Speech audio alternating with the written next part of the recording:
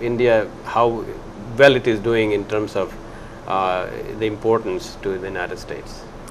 I think the United States does value India, and it should value India. There are a lot of, like you said very rightly, lots of connections.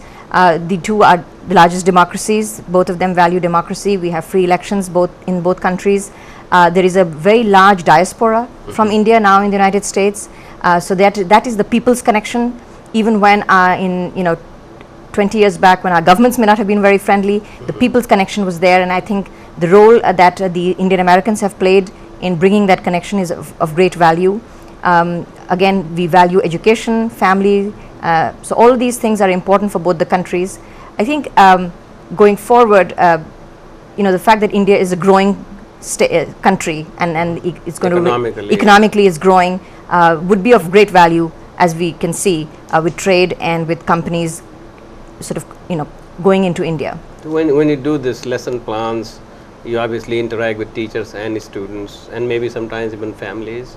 How do they see this? I mean, do they see that what is the state to state relationship in trade and all that, and then there is people to people relationship, there is a human factor in it. How do you feel about that? I think at the schools, when the lesson plans are presented, it's more at the human level. For teachers and school principals, the very pluralist nature and the changing demographics of this country is important. So as they see a larger immigrant population coming from South Asia into their school systems, they value presenting lessons from India, so that the Indian students from that families feel comfortable, and as well as their colleagues and peers understand each other. So there is a lot of openness and acceptability at that level. There is also a need to understand different religions and their festivals, that because the families will celebrate these festivals.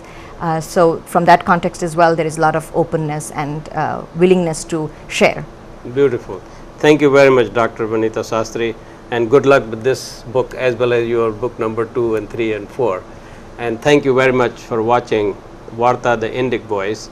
Soon we will be back with another program of Varta from a collaboration of DCTV and Center for Indic Studies at UMass Dartmouth. Thank you very much for watching. Thank you.